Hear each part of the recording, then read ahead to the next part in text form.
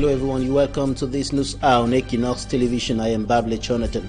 In our top stories in this edition of the news, 4 persons sentenced to death by the Boya military court in connection to the 24th of October 2020 Kumba school massacre. The verdict was handed down earlier today.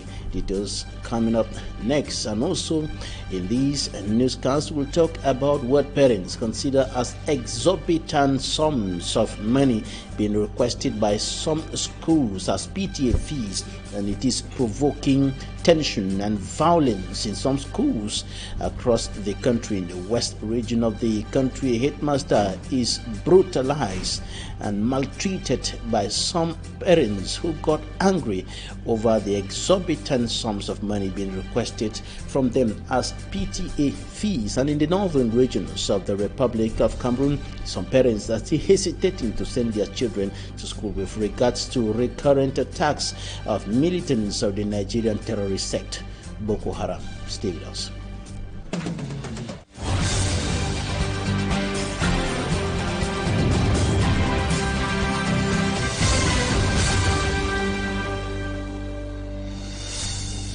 There were 12 in number standing trial at the Boya military court in connection to the 24th of October 2020 Kumba school massacre, an incident which raised concerns and condemnation from across the world. Students killed in that incident and some suspects who were being tried at the Boya military court. 4 of them have been sentenced to death by shooting. They will be executed in a public space, according to what a legal mind told us today, analyzing the court verdict handed down by the Boya military court earlier today. Take a listen to Barrister Tamfu Richard. He is a member of the Cameroon Bar Association. September 2021, at the Boya Military Tribunal, the Kumba massacre case was ongoing, where judgment was delivered today. Among the 12 persons who were standing trial before that court on charges of acts of terrorism, hostility to fatherland, secession, and illegal possessions of arms and ammunition. Among the 12 persons, 4 of them have been sentenced to death by shooting, and the others also have been given imprisonment term, while others were sentenced to pay fines. They have 10 days from today to appeal the decision, or else the decision will become final and they'll have to execute the death sentence that has been pronounced against them. In Cameroon, the penal code provides for death sentence, meaning that they have to kill them if they don't appeal against the decision. They'll be fired in a public space, and that's killing. If they don't appeal the decision and it becomes final, those 4 persons will have to be executed. Barrister Tamfu Richard, member of the Cameroon Nigerian Bar Association, speaking there concerning the verdict handed down by the Boya military court earlier today, sentencing 4 persons to death in connection to the Kumba school massacre, and the others have simply been fined. And we'll be bringing to you more updates on these in subsequent news editions. Time for us to talk about violence, tension, and anger being provoked in schools across the country as a result of the high cost of PTA fees, what parents consider as exorbitant sums of money being requested by some primary and secondary schools over what is known as the PTA fees here in Cameroon. And a head teacher is brutalized by angry parents in the west region of the country over this problem. Immaculate Fowler has more. The headmaster of Government School Tuso, Group 2, in Buda Subdivision, Bamutus Division, being bundled out of school premises by furious parents. The parents are disappointed over the hike of PTA levy fees, the poor performance of their children in the first school living certificate examination, and continuous exploitation of their kids by the teachers. Parents are tired with the type of headmasters sent to the school. All they are concerned about is money. They are not even worried about the performance of the children. The worst thing about the situation is that They recorded 0% results in the first school living certificate examination, something which has never occurred in the school. En obtenant 0% de taux de réussite au CEP. Every day the children are asked to come to school with brooms. Last year, while my child was searching for broomsticks, he was pricked by a thorn and was forced to spend 2 weeks in the hospital. The teacher did not even bother to check while the child did not come to school. The prompt intervention of the mayor was able to save the headmaster of Group 2 from the hands of the angry population. Early this morning, a group of furious parents stormed the school premises. I sought to know from them what was wrong, but no one was ready to talk. They bundled the headmaster, so I immediately informed the mayor, who rushed to the side and calmed the population.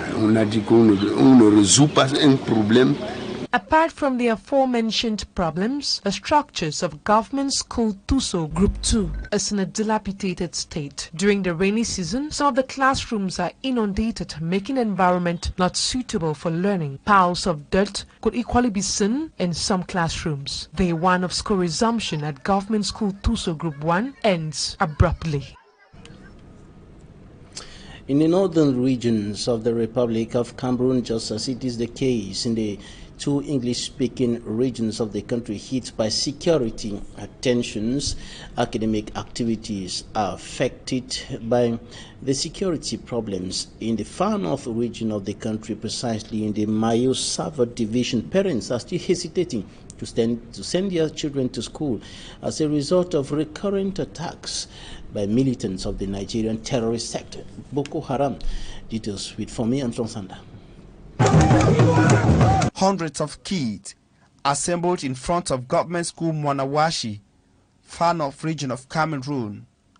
Sandals for some, assorted dresses for others, as they all gather knowledge thirsty. A huge student-pupil turnout in sharp contrast to staff turnout, regretted by some school officials. Pour 1000 élèves.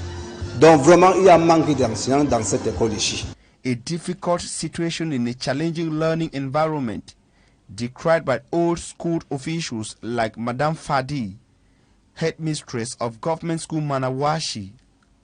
On ne te paye pas. Des fois même tu souffres à la maison avec des enfants. She has been teaching here for 5 years. Her monthly salary is 15,000 francs CFA, and worst of all, very inconsistent. Nous voulons que le gouvernement nous recrute pour avoir quelque chose par mois. Following repeated cases of suicide bomb attacks, some parents in the Mayo-Sava division say they are not yet ready to send their kids to school.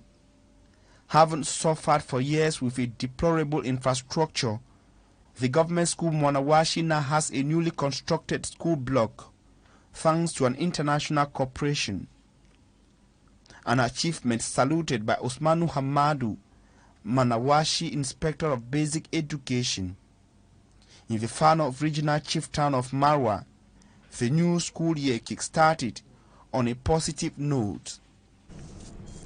And still in the northern regions of the country, we're bringing to you details on academic activities, notably concerning children living with disabilities and their complaints rising to the sky that they have been practically abandoned by government authorities, notably the ministries of basic and secondary education and even higher education. In the whole of the Adamawa region, there is only one private primary school that receives children with disabilities, and even that school is unable to receive children with visual disabilities due to problems of inadequate material and human resources. And in the other government schools available across the region, there are no trained teachers to take care of children with special needs. Inosinazi reports.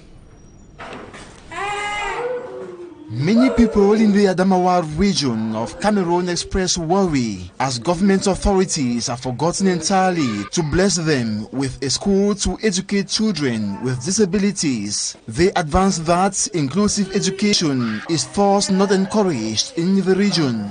Only a private school hosting the deaf and dumb exists in the entire Adamawa region. Miss Elian Jobdi, head teacher of the deaf and dumb primary school, pleads on parents with disabled children to manage the half-breeds at their disposal. Beaucoup de choix qui nous confie ces enfants pour que leur éducation soit complète. She asks, these children with disabilities are not dull as their parents might think. Sending them to school is waste of time. Les enfants déficients auditifs, according to her, all they need is guidance. Juste besoin d'encadrement. Ces enfants assimilent et reproduisent ce qu'on leur demande. Studies very, very serious. It is very important for you this academic year. For you to have this 100% that we are talking of, you need to take your academics seriously. It should be noted, the school scored 100% at the 2021 First School Living Certificate examination. Now to the Indian Division in the southwest region of the Republic of Cameroon, where the senior division officer says the back-to-school atmosphere in his area of command is the fruit of positive collaboration between administrative, traditional, religious authorities and the population as well as the soldiers. And he says that the school year has started in a good direction. Positive, of course, better than last year. The second day of back to school was an opportunity for the senior divisional officer for the Indian Division, Fowan Lawrence, to measure the back to school in his area of command. Accompanied by security officials and close collaborators, Fowan Lawrence moved to several schools in Mundemba, chief town of the Indian Division, talking to teachers and learners. Forces of defense and security, of course, provided by the head of these respective services. In all, I want to wish all the students who are here and those who are in their classes a happy academic year 2021-2022. Declaring that the back-to-school atmosphere was the same from Mundemba to the rest of the Indian Division, Fowan Lawrence said it was the fruit of a positive collaboration and a laborious back-to-school campaign across the Indian Division. For me, Armstrong Sander reporting the neighboring Mongo Division, the senior division officer is disappointed with the low turnout that he observed in the schools that he visited on day one of the 2021-2022 academic year. He also condemned the non-respect of barrier measures against the coronavirus pandemic. Glory Mala reports.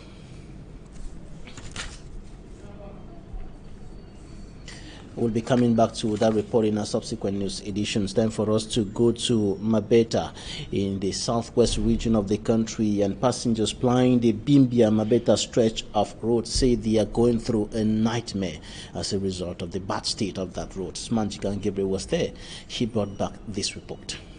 The almost 3-kilometer stretch of road linking Bimbia to Mabeta in Limbe 3 subdivision is another headache to road users.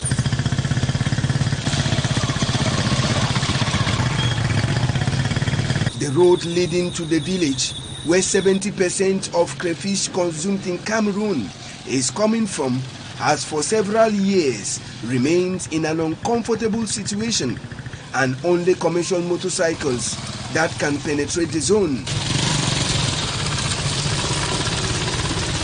The difficulties are attached to one major problem which we have, which is the road that we have. The road that we can see from Manawabe till Mabeta, which links right up to Tiko, have not been tarred, and it is in a very devastating and bad condition. That has led to the impairment of lots of developmental projects that would have empowered the youths. The bridges constructed to make movement easy are also getting bad, leading to heavy-duty cars escaping the bridge by taking a different track. The poor state of the road heading to Mabeta is also affecting young people of the zone, whose projects are in dire need of survival. Presently, we have the pilot village project that has empowered about 50 youths, which we thank the minister, Madam Nalova, who had ensured that this particular project got to us, and the National Civic accorded this project to recruit 50 youths of this subdivision. But it is in there at the level of Dikolo.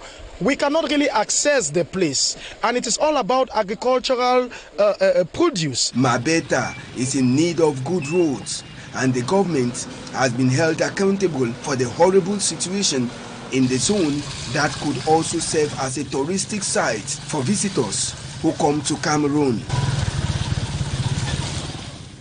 And that's it for the first part of this newscast. Talking Point is up next.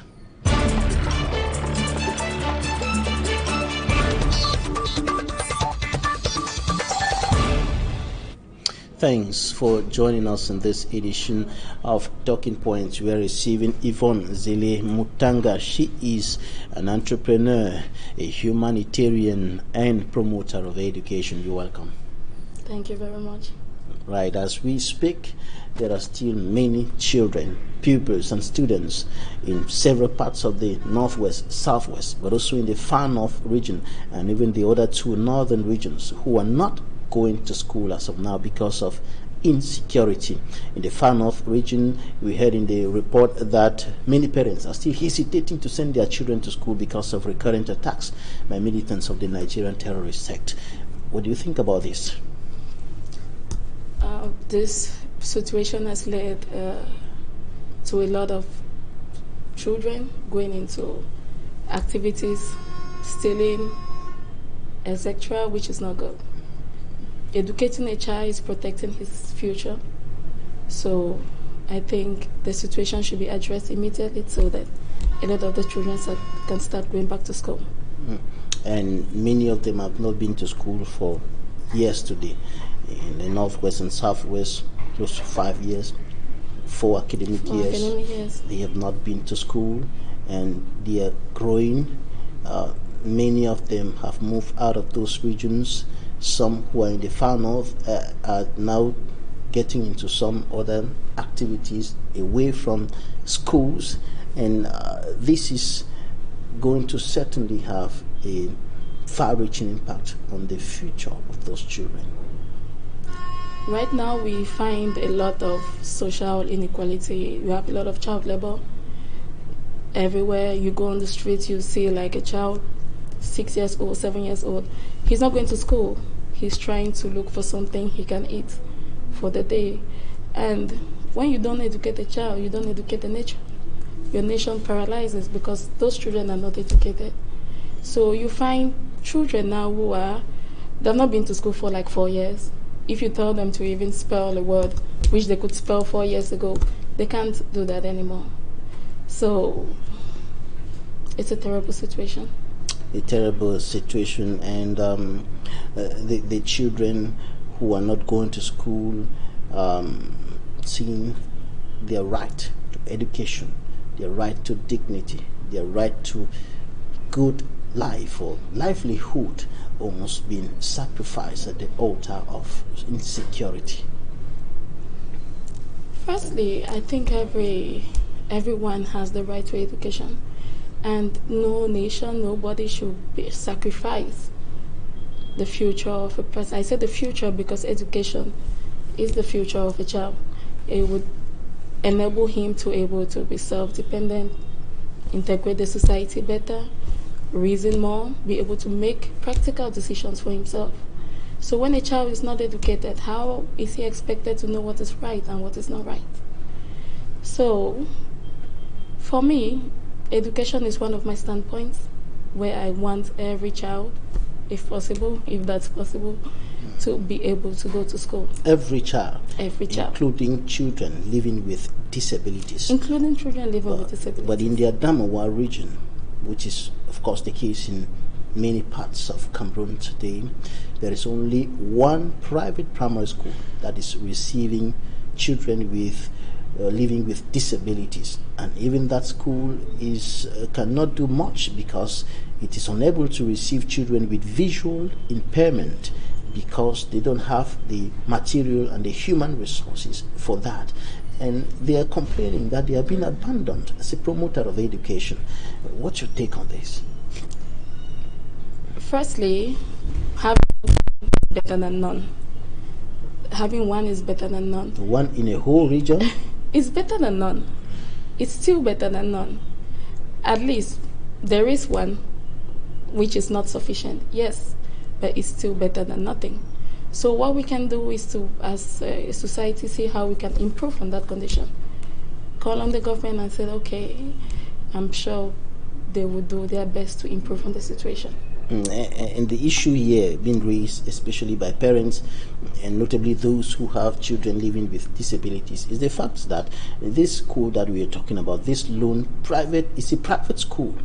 That school is owned by a private individual, and all the government schools that are there do not have teachers to teach children with disabilities. And recently, about 300 teachers were recruited in that region for the different government schools, but no teacher specialized in teaching children with disabilities. That's why they're saying that they have been abandoned.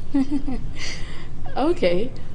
Yeah, it's a private school, but I would like to think that the government is all of us. And where the government ends or where there is a lack, we as citizens who care about our country, stepping in is a good thing. So if it's a private school, the private school is there, it would enhance what the government is doing. The government has done well to recruit a lot of teachers for that place. If they are not having disability teachers, I'm sure the government is going to look into it. The government should look into that as soon as possible before those children... I'm sure they are currently working on it. All right. Now, another group of children who are also in need of aid, IDPs, internally displaced children in different parts of the two English-speaking regions of the country, especially in the major towns. Many children are moved from the suburbs, from the hinterlands to the major cities, Bamenda, Boya, Limbe, Kumba, and the others. And then many of them have also moved out of those two regions, and in the littoral, in the west, in the center, and other parts of the country. Many of them unable to go to school. It's a sad situation our country is going through. It's a very sad situation. Many people have fled to, especially my town, which is Limbe, because it's a lot safer than other towns. So we have an influx of a lot of the IDPs, parents who cannot even take care of the children. Talk less of saying they are trying to look for money to send them back to school. As a humanitarian, you have been talking to some of them, you have been working with some of them, trying to bring to them some aid. What is their current situation, and what are they saying to you when you meet them? First of all, I would like to thank God for even providing the means to be able to do that work. Going to the field and meeting most of them, the situation is deplorable. You have people who are even living in sheds of the market. They have nowhere to go to. They wait for the market to go, and then they come and live in the sheds of the market. So what we are trying to do, what my organization is trying to do, which is the Zele Mutanga Foundation, we try to this back to school. We provided everything for students, from the books to everything they need, and we also paid the school fees. And then we made sure, I personally made sure to descend to the field to see where they are living. Because when a child goes to school, he learns, he needs to come back to that environment. And if that environment is not conducive, he's not going to be competitive in class. So I went down to every home to see how they are living, how we can better ameliorate it, how we can work with them, how we can ensure that these parents who have nothing to do can have now something to do. We try to empower them. We try to give them how to roast fish. Then we give them stuff that they can do to roast the fish. We give them cartons of fish so that they can empower themselves. So that next time we would say, okay, this family, we have helped you. You can now help yourself. We can move to the next family. But I would also like to plead on the civil society and other organizations to work with those on the ground, because we have the information, we know where they are, who they are, so that we can help for all the students to go back to school. Right, all hands on deck to ensure that the right to education, the right to life of the IDPs and all other children protected. Thanks so much, Yvonne Zele Mutanga. Thank you for coming. Thank you very much for inviting me. Thanks, ladies and gentlemen, for staying with us. That's it for today's edition of the 6 p.m. newscast, coming up live from the nation's political capital, Yaoundé La Presse. It's a dispute. Stay with us.